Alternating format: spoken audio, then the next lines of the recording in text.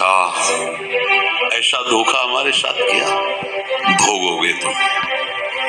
ये जो निकलता है ना भोगोगे, ये अकाट्य होता है। क्योंकि किसी का भी हृदय, मान लो किसी भी जीव जंतु को आप कष्ट दें और उसका हृदय आह भर जाए, तो वो आह वज्र की लेके तुम्हें भोगना पड़ेगा। वो आह किसी की ना लेना जिंदगी।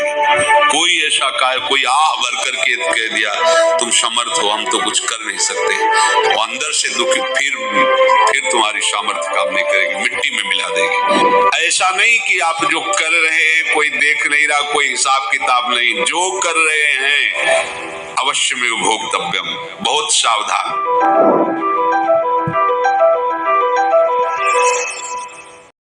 जीव का जन्म कर्मों के अनुबंध से होता है, कर्मों के बंधन से होता है, और उसको अपना ऋण चुकाना होता है। कर्मानुबंध ये बहुत सूक्ष्म विषय है। जैसे आप जिस परिवार में जन्म लिए हैं, तो उस परिवार के लोगों से आपका ऋण है, इसलिए उसी परिवार में आप आए हैं। और ऋणानुबंध उसको बिना चुकाए या बिना वसूल किए आप वहां से जाएंगे नहीं। आपको लेना है तो वसूल करना है, और देना है तो चुकाना है। ये पूर्व के जन्मों से निश्चित किया गया है।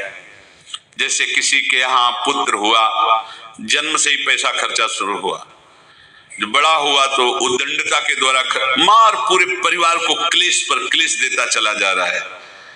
ये तुम्हारे कर्म का फल है। या ऐसे शक्तिहीन बुद्धिहीन ऐसे पागल पूरे जीवन सेवा करो, तुमसे अपना हिसाब चुकाने के लिए वो आया है। अब परिवार के जो सदस्य जुड़े आके, पत्नी आते ही पूरी हृदय में आनंद, परिवार में आनंद, और जीवन भर वो आनंद ही सुख देने के लिए उसका जन्म हुआ। वो अपना ऋणानुबंध मुक्त, और आते ही भयंकर क्लेश खड़ा कर दिया, बीच में दीवार और झगड़ा वैसा, फिर अतरे दिन मारपीट शुरू, कलह अशांति, पूरा जीवन नरक हिसाब करने आएगी। यहां ऋण चुकाए बिना कोई जा नहीं सकता, ऋण चुकाना पड़ेगा। किसी का ऋण वसूल करना है तो किसी को ऋण चुकाना है, दोनों काम करने होते हैं। अनेक जन्मों में अनेक लोगों के साथ हमने जो बर्ताव किए हैं, अच्छे या बुरे, वो होंगे। अब किसी आदमी को हम जानते नहीं, अचानक मिला, अचानक टक्कर लगाओ, मार पीट गाली गुप्ता सब कर दिया, चुपचाप सह लो। क्यों? ये आपका हिसाब है, पूर्व का हिसाब। हमारा उससे कोई द्वेष नहीं, कोई संकल्प नहीं, अचानक घटना घटी और हमसे द्वेष करने लगा, हमें पीटने लगा, हमें गालियां दे, ये हिसाब है, चुपचाप सह जाओ। अपने घर का भाई ही भारी दुश्मन बन गया और क्लेश, हिसाब है। एक प्रभुदत्त ब्रह्मचारी जी की वाणी में पढ़ा था, एक महात्मा जी भ्रमण करते थे, तो उस समय असरफियां चलती थी, मोहरे असरफियां, तो उनको भेंट में देते लोग। तो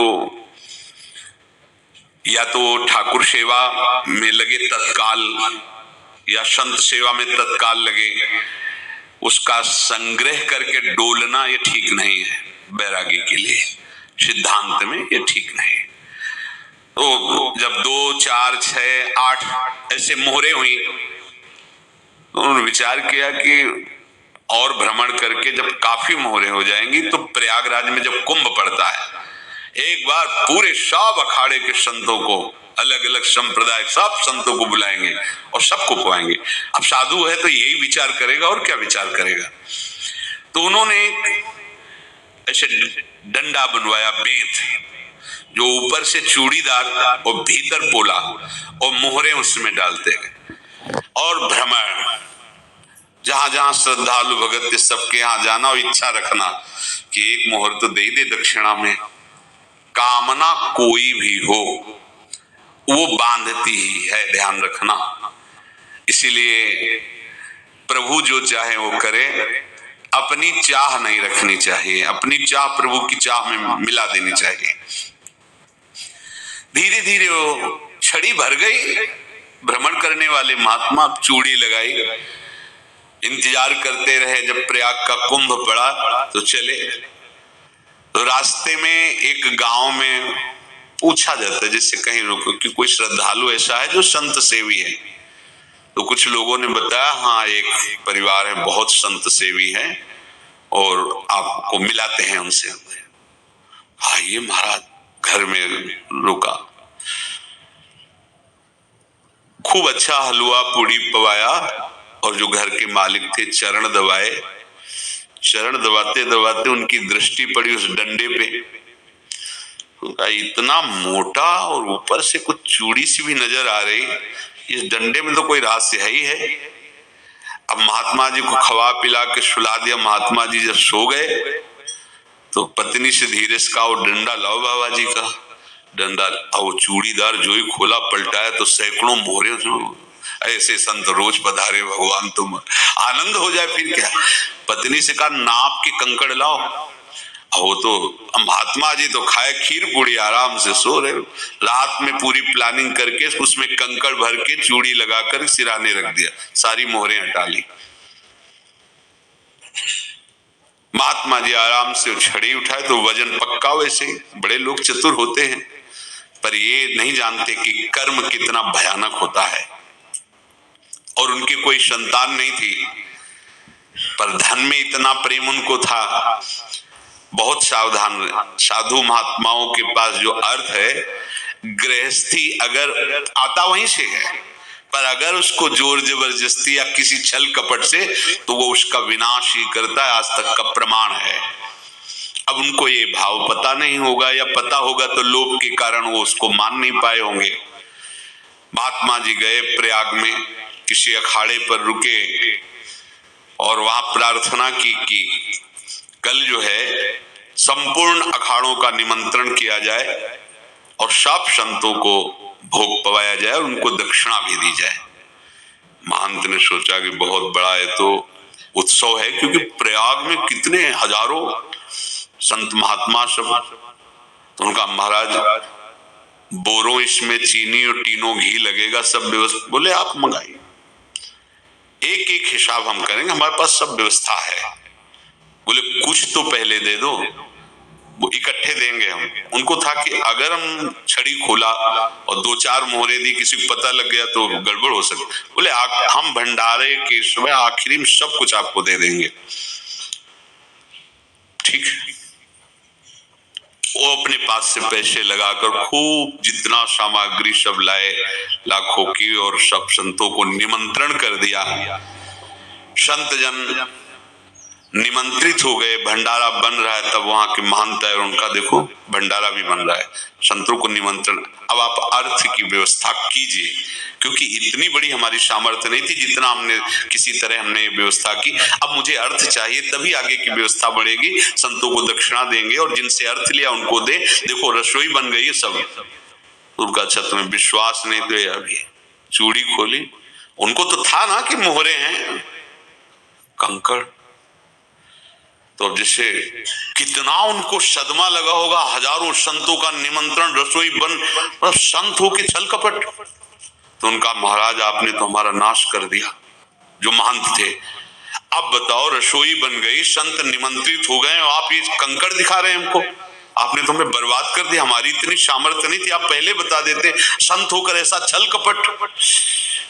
अब वो बोले तो क्या बोले, क्योंकि उनको पता था कि मोहरे हैं इसमें।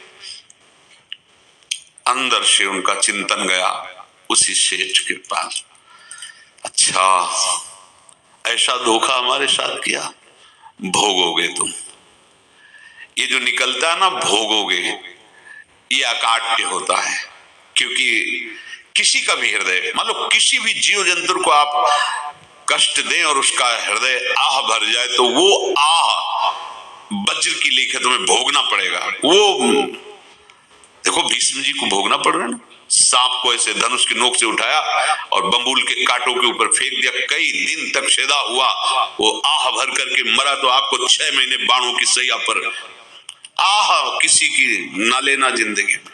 कोई ऐसा कोई आह भर करके कह दिया तुम समर्थ हो, हम तो कुछ कर नहीं सकते, और अंदर से दुखी। फिर फिर तुम्हारी सामर्थ्य काम नहीं करेगी, मिट्टी में मिला देगी। फिर ये तो संत थे और भगवत आराधना के लिए, संत आराधना के लिए ही ऐसा किए हुए थे। अब इनका कैसे मुंह दिखाएं, अब क्या करें। सुबह संत जन आएंगे, सबके बीच में हमारी कि देखो इन्होंने, अब क्या करें। गए और संगम में जाके छलांग लगाई, अपने प्राण त्याग दिए। अब उनके तो पास मोहरे थी और व्यापार बढ़ा और 9-10 महीने बाद ही लड़का हुआ। अब तो उनको कि संत फलीभूत हो गया, देखो व्यापार चल रहा, लड़का नहीं होता था, लड़का भी हो गया। बड़ा आनंद छा रहा है। जब से वो प्रकट हुए और धन की वृद्धि शुरू हो गई, पढ़ाई लिखाई में उनके खर्चा हुआ सब, बस बीमारी शुरू हो गई उनके शरीर में, अब उसमें पैसा जाना शुरू हुआ।